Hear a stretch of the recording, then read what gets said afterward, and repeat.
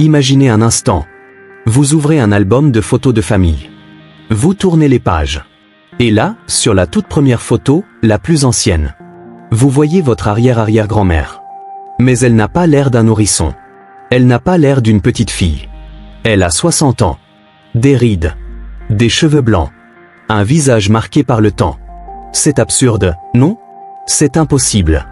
Et pourtant, c'est exactement ce que le télescope spatial James Webb est en train d'observer. À l'échelle de l'univers entier. Des galaxies qui, dans les premières pages de l'histoire cosmique, semblent déjà vieilles. Déjà matures. Déjà usées par le temps. Alors aujourd'hui, on pose la question que tout le monde se pose dans les couloirs des laboratoires d'astrophysique du monde entier. Comment des galaxies peuvent-elles être plus vieilles que le temps lui-même? Avant d'entrer dans le vif du sujet, il faut comprendre quelque chose de fondamental. Quelque chose que beaucoup de gens oublient lorsqu'ils regardent le ciel étoilé. Quand vous levez les yeux la nuit et que vous observez une étoile, vous ne la voyez pas telle qu'elle est aujourd'hui. Vous la voyez telle qu'elle était. Il y a des années. Des siècles. Des millénaires. Pourquoi? Parce que la lumière ne se déplace pas instantanément. Elle voyage à environ 300 000 km par seconde. C'est vertigineux, mais à l'échelle de l'univers, c'est presque lent. La lumière du Soleil met environ 8 minutes pour nous atteindre. Celle de l'étoile la plus proche de nous, Proxima du Centaure, met plus de 4 ans. Et celle des galaxies les plus lointaines, des milliards d'années. Autrement dit, chaque télescope est une machine à voyager dans le temps. Plus il est puissant, plus il peut remonter loin. Plus il capte des objets distants, plus il nous montre un univers ancien. Et le James Webb Space Telescope, lancé en décembre 2021, est sans aucun doute la machine temporelle la plus puissante que l'humanité ait jamais construite. Avec son miroir de 6,5 mètres de diamètre, composé de 18 segments d'or brossé, il est capable de capter des photons qui ont voyagé pendant plus de 13 milliards d'années. Des photons qui ont commencé leur voyage quand l'univers n'avait que quelques centaines de millions d'années. Quand tout était encore en train de se former. Et c'est là que les choses deviennent intéressantes. Car le JWST ne capte pas la lumière visible comme nos yeux l'aperçoivent. Il est optimisé pour l'infrarouge et plus précisément pour ce que les scientifiques appellent le moyen infrarouge. Pourquoi l'infrarouge? À cause d'un phénomène appelé le décalage vers le rouge. Ou en anglais, le redshift. Voici comment ça fonctionne. Imaginez que vous lancez une balle contre un mur qui s'éloigne de vous. La balle va rebondir, mais avec moins d'énergie, moins de vitesse. C'est la même chose avec la lumière. Quand une galaxie est très lointaine, l'espace entre elle et nous s'est étendu pendant que sa lumière voyageait. Résultat, les ondes lumineuses ont été étirées. Elles ont une longueur d'onde plus grande. Elles ont été décalées vers le rouge, parfois même jusqu'à l'infrarouge. Donc pour observer des galaxies situées à des milliards d'années-lumière, il faut absolument un télescope infrarouge. Et c'est précisément pour ça que le James Webb est révolutionnaire. Maintenant, mettons-nous dans la peau d'un cosmologiste. Vous avez un modèle. Un beau modèle. Solide, testé, validé par des décennies d'observation. Ce modèle s'appelle le modèle cosmologique standard ou lambda CDM pour les initiés. Et ce modèle vous dit quelque chose de très précis sur les premières galaxies de l'univers. Tout commence par une image. Une image que vous connaissez peut-être sous le nom de fond diffus cosmologique, ou CMB pour Cosmic Microwave Background. C'est la lumière la plus ancienne que nous puissions observer. L'écho lumineux du Big Bang, émis environ 380 000 ans après la naissance de l'univers. Cette image révèle quelque chose de fascinant. L'univers primordial n'était pas parfaitement homogène. Il y avait de minuscules fluctuations de densité. Des zones légèrement plus denses que d'autres. Des régions où la matière était un tout petit peu plus concentrée. Et c'est à partir de ces minuscules irrégularités que tout est né. La matière noire, 5 fois plus abondante que la matière ordinaire, a commencé à s'agglomérer dans ces zones denses.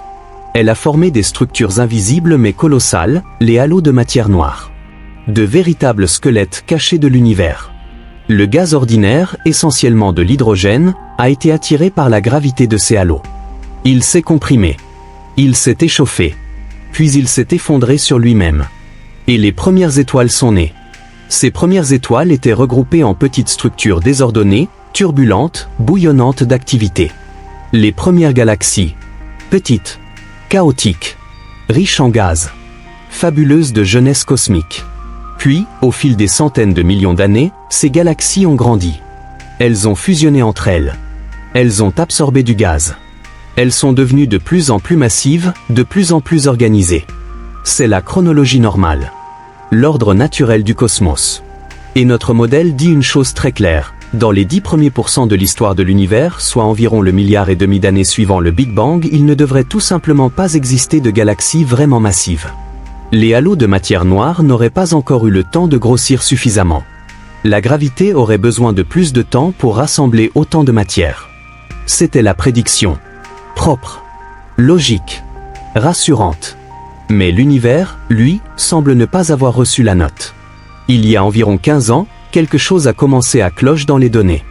Les premiers grands relevés de galaxies à fort décalage vers le rouge, ce qu'on appelle les High Redshift Survey, ont commencé à révéler des anomalies.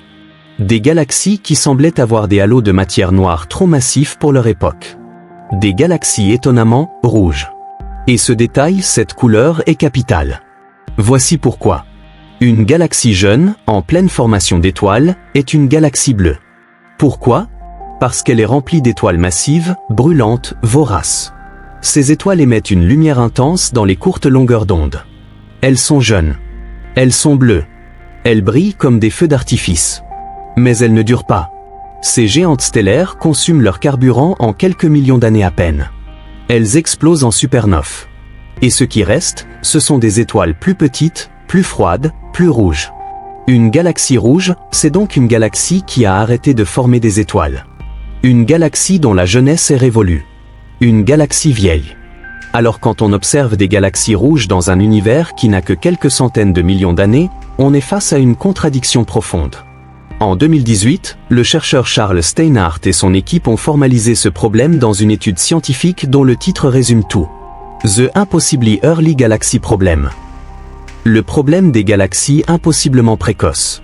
Remarquez le mot impossible entre guillemets, même dans le titre scientifique. Parce qu'en science, quand quelque chose semble impossible, ce n'est pas l'univers qui a tort. C'est notre compréhension qui est incomplète. Et puis, le James Webb est arrivé. Les premières images du James Webb ont été publiées à l'été 2022. Et dès les premières semaines d'observation scientifique, les données ont commencé à affluer. Les astronomes ont utilisé une technique essentielle, l'imagerie photométrique. Le principe est simple en apparence. On observe une galaxie à travers une série de filtres, chacun sensible à une bande de longueur d'onde différente. On mesure la luminosité dans chaque filtre. On compare. Et à partir de ces différences de luminosité, autrement dit, à partir des couleurs, on peut extraire une quantité impressionnante d'informations. La distance de la galaxie. Sa composition chimique approximative. La nature de sa population stellaire. Son âge potentiel. C'est comme analyser la peau d'un fruit à travers différentes lumières pour deviner s'il est mûr, trop mûr ou encore vert. Et ce que le James Webb a vu ? Des galaxies. Beaucoup de galaxies. Trop de galaxies. Trop massives. Trop évoluées. Trop rouges. Dans un univers qui n'avait que 5 à 10% de son âge actuel. Mais le James Webb possède un avantage décisif sur tous les télescopes qui l'ont précédé. Il peut faire de la spectroscopie précise. Ce n'est pas simplement mesurer la lumière globale d'une galaxie. C'est la décomposer. L'analyser en détail. Regarder chaque longueur d'onde individuellement. Lire le spectre de la lumière comme on lit les lignes d'un texte. Et ces spectres ont apporté 2 confirmations majeures. Première confirmation, ces galaxies sont bien extrêmement lointaines.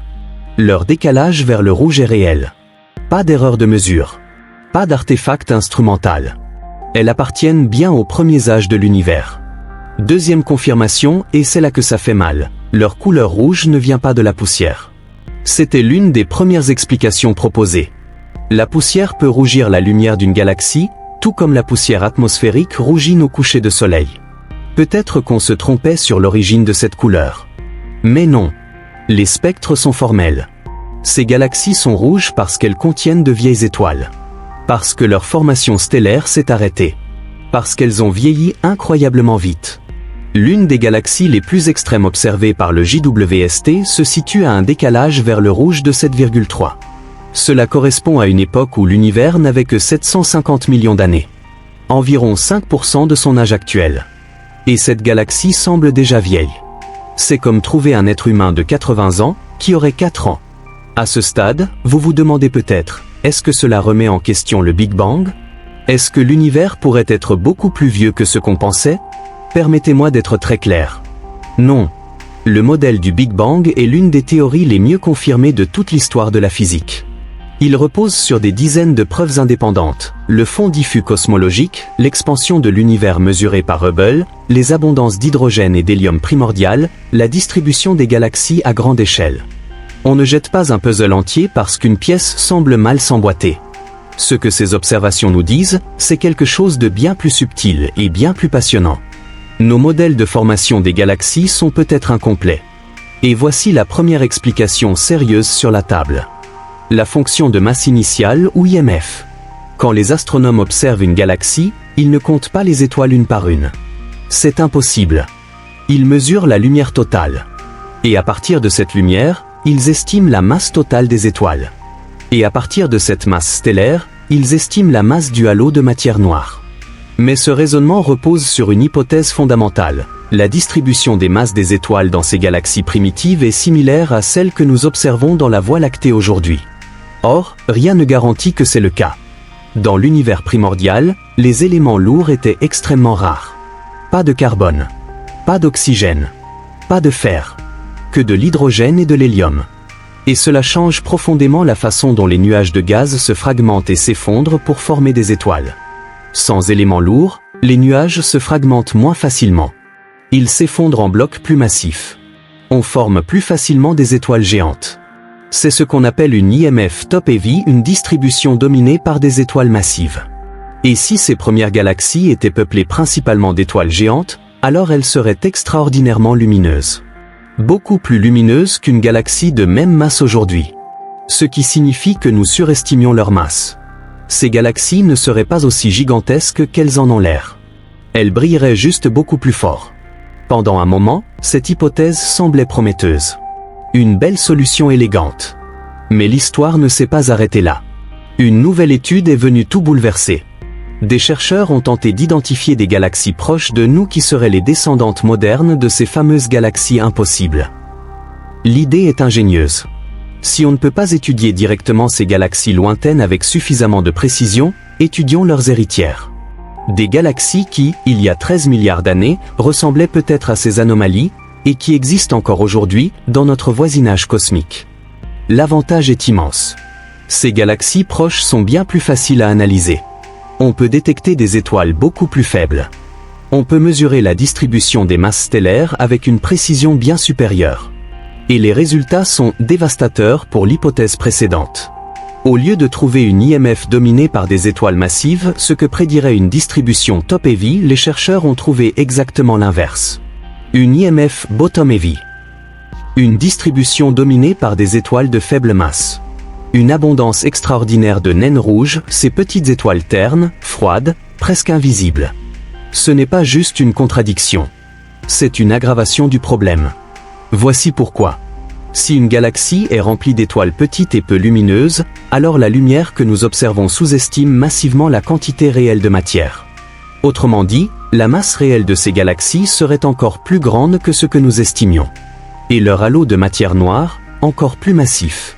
Ce qui rend leur existence dans un univers aussi jeune encore plus difficile à expliquer. On revient à la case départ. Mais avec des contraintes encore plus sévères. Mais ce n'est pas tout. Un autre mystère subsiste, distinct de la question de la masse. Pourquoi ces galaxies sont-elles si rouges? Comment ont-elles pu cesser de former des étoiles aussi rapidement? Pour qu'une galaxie vieillisse vite, il faut que quelque chose coupe court à la formation stellaire. Il faut que le gaz, ce carburant essentiel des étoiles, soit chassé, chauffé ou dissous. Et il existe un candidat parfait pour ce rôle. Les quasars. Un quasar, c'est le cœur actif d'une galaxie. Plus précisément, c'est un trou noir supermassif en pleine phase de croissance accélérée. Lorsqu'il avale d'énormes quantités de matière, il libère des jets d'énergie colossaux. Une luminosité qui peut dépasser celle de toute la galaxie qui l'entoure. Et cette énergie peut faire des ravages. Elle chauffe le gaz. Elle l'expulse hors de la galaxie. Elle empêche la formation de nouvelles étoiles. C'est ce qu'on appelle la rétroaction des noyaux actifs de galaxies, ou AGN feedback. Un mécanisme déjà connu. Mais qui, dans l'univers primitif, semble avoir été beaucoup plus violent, beaucoup plus efficace. Comme si les moteurs de ces premières galaxies étaient réglés sur leur puissance maximale. Comme si elles avaient vieilli en accéléré. Mais cela soulève immédiatement une autre question. Comment ces trous noirs ont-ils pu grossir aussi vite? Dans un univers aussi jeune, le temps manquait pour qu'ils atteignent des masses aussi colossales. Un mystère dans le mystère. Une poupée russe cosmique. Alors, où en sommes-nous? Soyons honnêtes. Nous n'avons pas encore la réponse. Mais voici ce que nous savons avec certitude. Le James Webb Space Telescope a mis en évidence des tensions réelles dans notre modèle de formation des galaxies. Des galaxies qui semblent trop massives, trop évoluées, trop vieilles pour un univers aussi jeune. Ce n'est pas une illusion. Ce n'est pas une erreur de mesure grossière. C'est un signal robuste, confirmé par la spectroscopie, renforcé par des observations multiples et indépendantes. Mais, et c'est crucial, cela n'implique pas que le Big Bang soit faux. Cela n'implique pas que l'univers ait un âge différent de 13,8 milliards d'années. Ce que cela implique, c'est que notre compréhension des processus internes à ces galaxies est incomplète. La fonction de masse initiale des premières étoiles reste une zone d'ombre. La relation entre les étoiles et les halos de matière noire dans l'univers primitif n'est pas aussi bien comprise que nous le pensions. Le rôle des trous noirs supermassifs dans l'évolution précoce des galaxies est peut-être bien plus important qu'estimé. Et l'étude récente sur les descendants de ces galaxies impossibles qui suggère une IMF dominée par des étoiles de faible masse ajoute une couche de complexité supplémentaire. Elle nous rappelle que même nos meilleures hypothèses peuvent être renversées par les données. Et que l'humilité est la première qualité d'un bon scientifique. Alors laissez-moi vous poser une question. Est-ce inquiétant? Est-ce que cela devrait nous troubler que nos modèles ne suffisent pas encore à tout expliquer? Je ne crois pas. Au contraire. C'est exactement pour ça que la science est vivante. Ce n'est pas une liste de vérités figées gravées dans le marbre. C'est un processus permanent de questionnement, de remise en cause, d'ajustement. Chaque anomalie est une opportunité. Chaque mystère est une invitation. Chaque galaxie impossible est une fenêtre ouverte sur quelque chose que nous ne comprenons pas encore. Et nous sommes au début de quelque chose d'extraordinaire. Le James Webb ne fait que commencer. Il opère depuis quelques années à peine. Des milliers d'heures d'observation sont encore devant lui. Des dizaines de milliers de galaxies attendent d'être analysées, cataloguées, comprises. Nous sommes à l'aube d'une révolution dans notre compréhension de l'univers primitif. Pas une révolution qui balayera tout ce que nous savons. Mais une révolution qui enrichira, qui nuancera, qui approfondira notre vision du cosmos. Ces galaxies qui semblaient impossibles aujourd'hui, deviendront les pièces manquantes d'un puzzle plus vaste demain. Et quand nous aurons tout assemblé, quand nous aurons compris comment ces premières structures ont pu émerger si vite, si massives, si évoluées, nous comprendrons quelque chose de fondamental sur les origines de tout. Des étoiles, des galaxies, des trous noirs, de la matière, et peut-être même de nous-mêmes. Car nous sommes faits de la poussière de ces premières étoiles. Nous sommes les héritiers de ces premiers souffles cosmiques. Et chaque photon que le James Webb capture ce soir dans l'infrarouge glacé de l'espace, c'est un message envoyé depuis les origines du temps. Un message qui nous dit, l'univers est infiniment plus grand, infiniment plus complexe, infiniment plus beau, que tout ce que vous avez imaginé. Si cette vidéo vous a plu, laissez un like et abonnez-vous. La prochaine fois, on plonge encore plus loin dans le cosmos. À très bientôt.